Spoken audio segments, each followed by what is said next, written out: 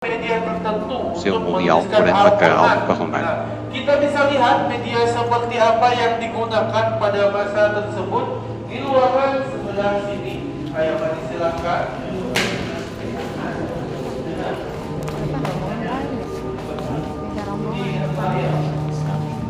Nah, pertama kita lihat ada batu, surat, kulit, juga ada gambar Quran sebelah sini.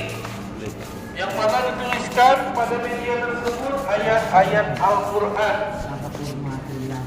Nah, pelapah kurmanya ada sebelah sini. Nah, jadi awalnya Al-Quran itu ditulis pada media-media seperti ini. Jadi awalnya semuanya itu terpisah-pisah. Kemudian di masa Khalifah Abu Bakar banyak sekali para hafiz Al-Quran yang gugur di medan perang. Akhirnya Sayyidina Umar menyarankan kepada beliau supaya dikumpulkan kembali. Nah, akhirnya dikumpulkan semuanya, tapi isinya berbeda-beda, susunannya tidak sama.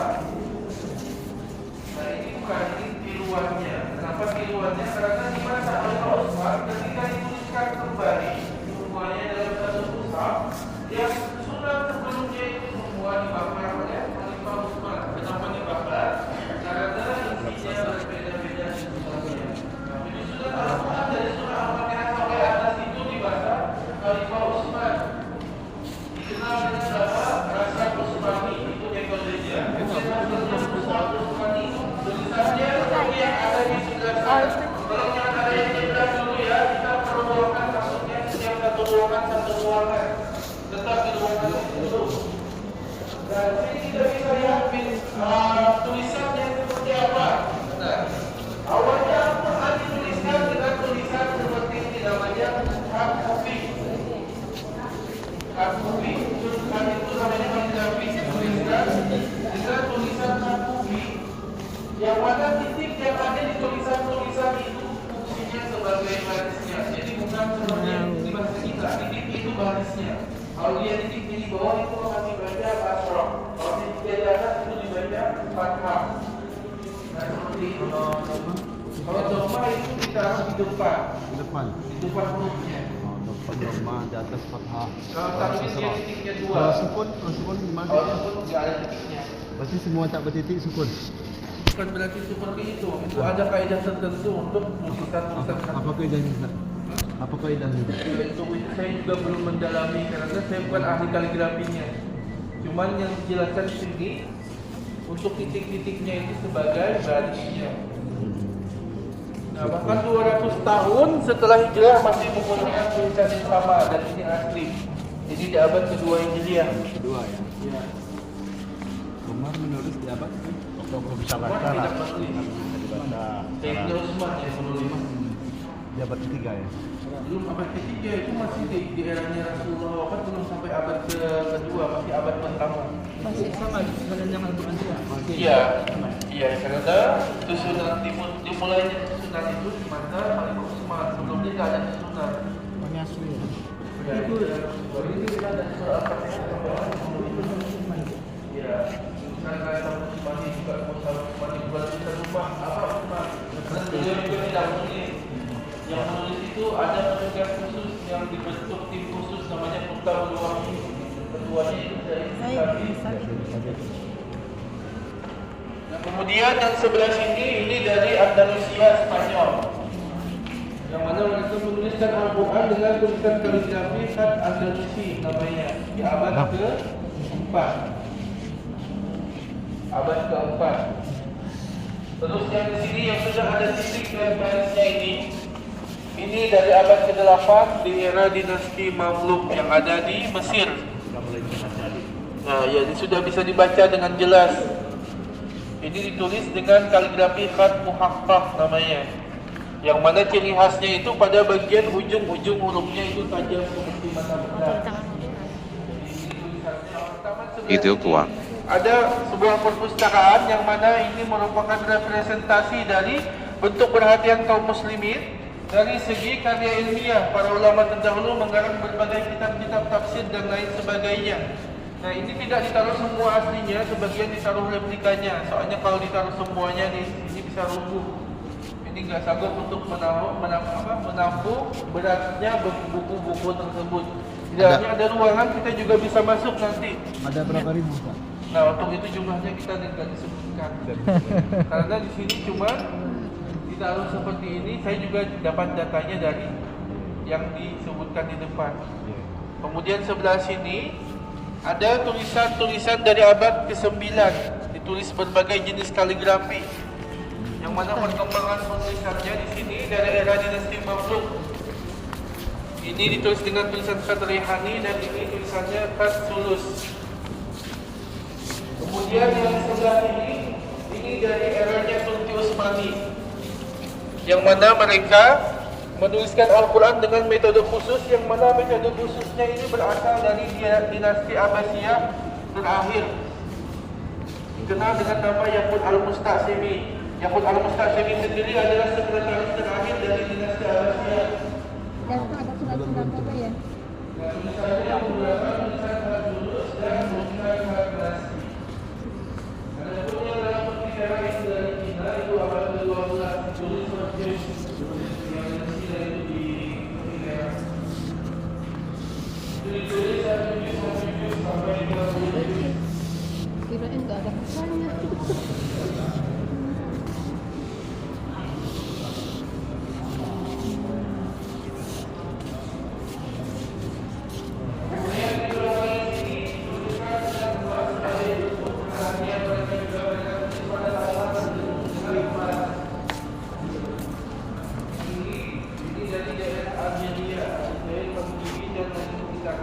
Mereka menuliskan Al-Quran dengan tulisan yang sama, itu khat Andalusi tadi. Itu juga Andalusi.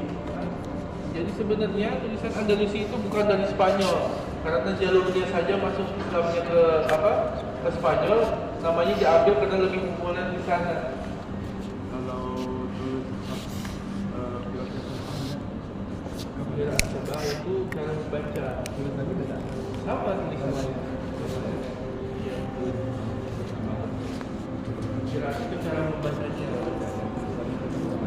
Ini tetap sama. Ini ada juga penerjemahan pertama dari bahasa Jerman. Karena di Jerman waktu itu ada pencetakan pertama. Jadi mereka waktu itu bukan berarti sudah maju, tapi karena tertinggal tidak bisa bangun percetakan, akhirnya kirim ke luar negeri. Iya, karena kan waktu itu umat Islam setelah runtuhnya yang di Spanyol, itu semua kitab-kitab di sana diambil alih oleh orang-orang Barat.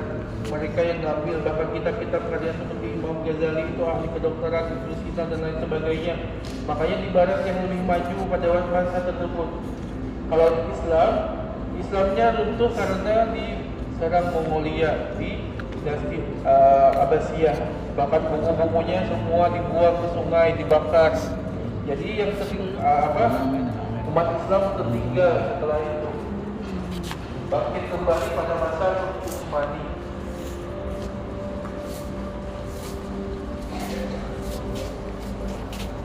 Nah, terus ada orang yang juga bisa masuk ke dalam ini.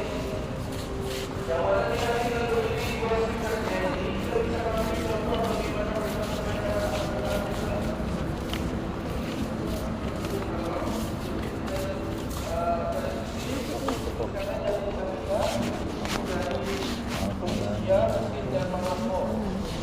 Rapikan mereka. Iya, rapikan.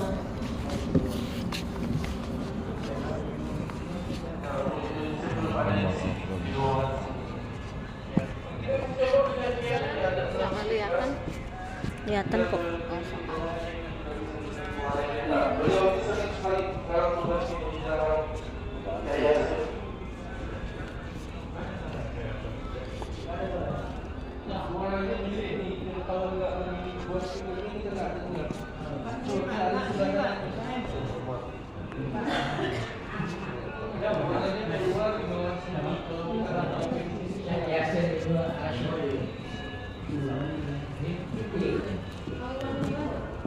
Ini mau istirahat dah, sini saya sampai.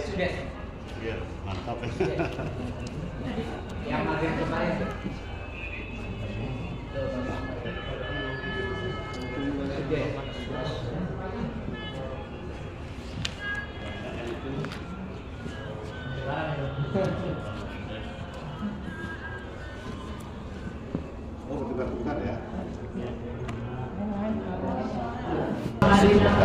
hidup tiba.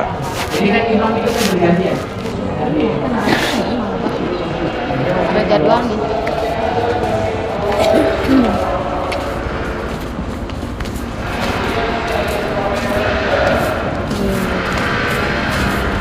Mamen.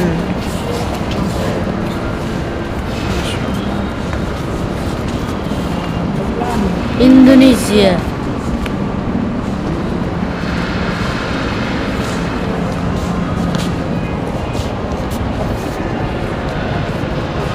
Dan sini kita bisa lihat salah satu keistimewaan Al-Quran yang tersebar di seluruh dunia. Yang mana seluruh dunia itu punya bahasa masing-masing di setiap negara. Kita lihat contoh sendiri pada kita dari umat yang lain ketika tersebar ke berbagai negara itu dia akan dibaca dengan bahasa dari setiap negara tersebut. Tapi Al-Quran itu istimewanya ketika dia tersebar dia tetap dibaca dengan bahasa aslinya, tidak dibaca dengan bahasa daerah.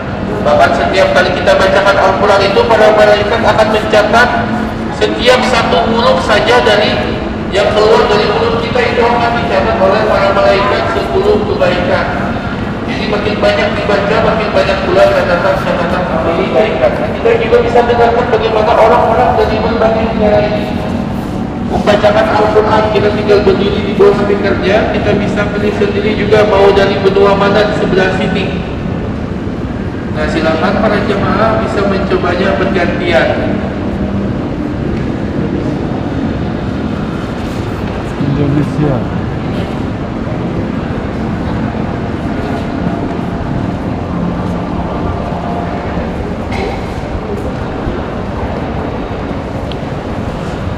Yo, mami. Ayo, maju.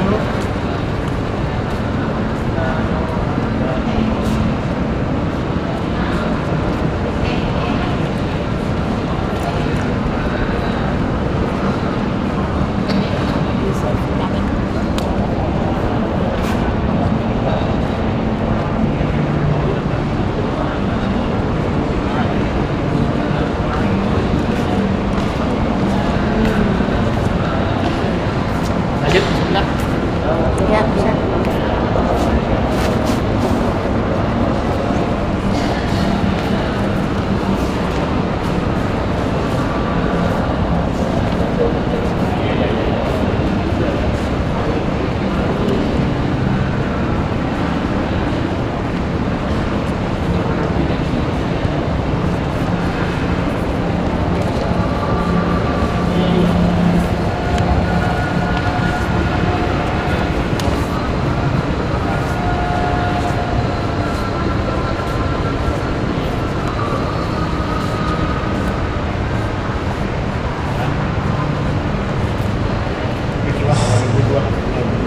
Nah, ini adalah kiswah yang digunakan tahun 2003. Sekarang sudah tahun 2025, sudah puluhan tahun. Ada perbedaan. Ada bedanya, terutama di bagian desain garis tengahnya ini. Kalau yang sekarang bagian merahnya itu ini. Kordennya. Ya. Kalau yang dulu dia lurus. Dan kemudian nama rajanya dituliskan di sini Raja Fahad bin Abdul Aziz. Di sana tahunnya 1424. Jadi ini dari emas asli. Kemudian bagian putihnya itu dari perak asli. Tulisannya ayatnya sama. Sama, itu sama tulisannya. Jadi ini kalau orang bilang banyak tidak dari benang, padahal ini dari kawan emas. Nah, kalau di belakangnya itu ada tiruan dari pintu yang sekarang dan kitanya. Karena dalam sejarahnya pintu Ka'bah itu baru diganti sebanyak 5 kali. Dalam sejarahnya terakhir kali diganti tahun 1909 oleh Raja Khalid bin Abdul Aziz. Sama beliau juga terukir di pintu tersebut, yang mana beliau melapisi pintunya itu dengan emas yang beratnya 280